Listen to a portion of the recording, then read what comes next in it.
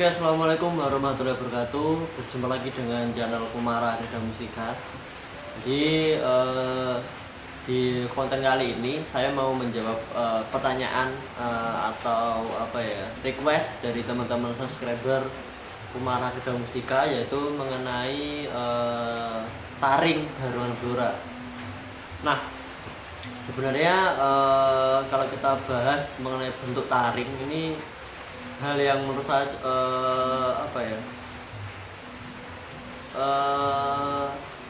dianggap penting, sebenarnya juga nggak begitu penting, tapi dibilang nggak penting, tapi taring itu juga menentukan bagaimana formnya barongan itu sendiri. Nah, jadi ada pertanyaan mengenai letak taring itu sendiri. Jadi kan memang barongan itu kalau yang bentuknya nggak taringan seperti ini, nggak bentuk pakem ini, ada dua memang. Ada barongan yang taringnya yang bawah itu di belakang, ada yang taringnya yang bawah itu di depan. Nah, pertanyaannya adalah mana yang benar. Nah, oke, untuk memudahkan penjelasan, jadi di sini saya sudah pajang dua koleksi saya. Ini dua-duanya basicnya sama-sama ukiran dari Pak Jaju Ngawen. Untuk memudahkan penjelasan. Jadi yang rambut coklat ini taringnya yang bawah di depan, sementara yang sebelahnya ini, yang hitam ini, taringnya yang bawah ada di belakang. Nah, sebenarnya kalau ada pertanyaan mana yang benar, kalau menurut saya pribadi semuanya benar. Ini kalau kita fokusnya ke barongan, ya artinya tuh kita nggak membandingkan dengan kesenian barong dari daerah lain. Saya fokusnya ke Blora. Menurut saya sih semuanya benar sih. Kenapa saya bilang gitu? Tiap kolektor maupun pengrajin itu punya pandangan sendiri-sendiri. Itu kalau menurut saya. Ada pengrajin yang benar-benar dikenal dengan ciri khas membuat taring di belakang yang bawah. Contohnya misalnya Pak Jiman Gondang Ngawen. Saya yakin mungkin 95% ya karya beliau taringnya yang bawah ini ada di depan, ada di belakang, seperti ini, ada di belakang nih. Karena menurut beliau ya barongan yang benar seperti itu. Tapi meskipun seperti itu juga, Pak Jiman pun juga beberapa kali membuat barongan di mana taringnya yang bawah itu ada di depan. Contohnya yang ada di Singgo Taruna Budoyo, yang ada di Risang Guntur Seto, dan dari beberapa grup yang lain. Saya lihat Pak Jiman pun juga pernah membuat taring barongan yang bawah itu di depan. Nah, di samping itu ada juga pengrajin barongan yang dikenal dengan di mana beliau membuat taring barongan itu yang bawah ada di depan. Contohnya misalnya Pak Budi Sepo. Itu beliau memang kemungkinan 95% lah ya, tiap membuat barongan pasti taringnya bawah itu ada di depan. Tapi meskipun begitu juga, Pak Budi Sepo itu juga beberapa kali membuat taring barongan yang bawah itu ada di belakang. Contohnya adalah yang ada di tempatnya Mas Rizky Jepon. Pak Budi Sepo pun membuat taring itu ada di belakang.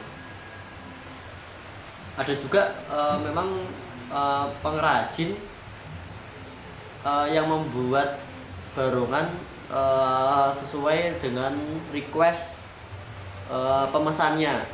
Contohnya yang ada di samping saya ini, Pak Jaju itu biasanya kalau membuat sesuai dengan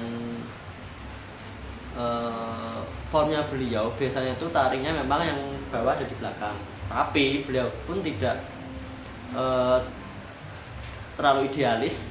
Ketika ada yang pesan taringnya ini bawah di depan pun seperti ini juga dibuatin gitu. Jadi kalau menurut saya mana yang benar? Menurut saya semuanya benar sih. Itulah kenapa sebabnya koleksi saya pun, saya punya koleksi barongan yang dimana taringnya barongan yang bawah itu ada di depan. Tapi saya juga punya barongan yang taringnya itu yang bawah di belakang.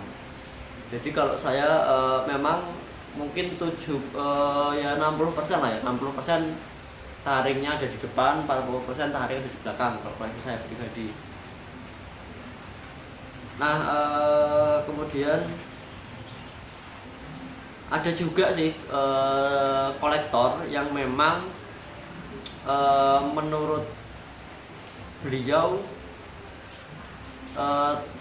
apa ya, beliau yakin bahwa dia fokus atau apa ya, terfokuskan untuk mengoleksi dengan barungan yang taringnya ada di depan.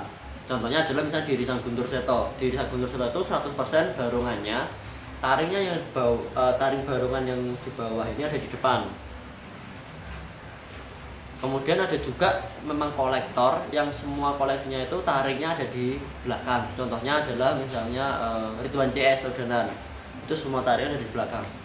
Jadi memang apa ya, pakennya memang kayaknya nggak ada.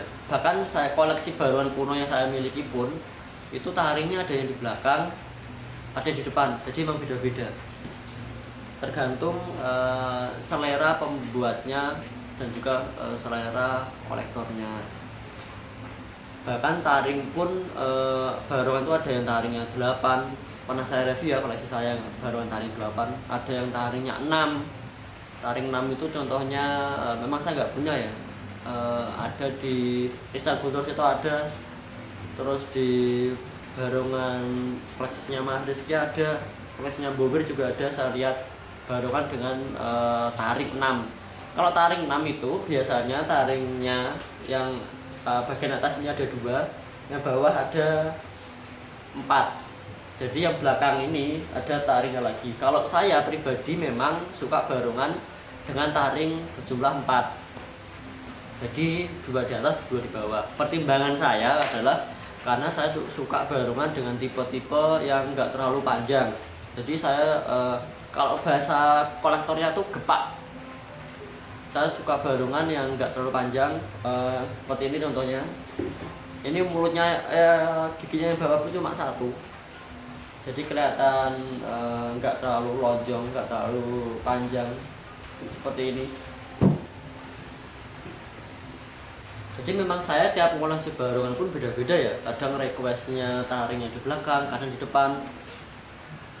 Tapi kalau saya pribadi memang saya lebih suka barongan giginya yang atas itu 6. Contohnya ini ya. Ini cuma 6.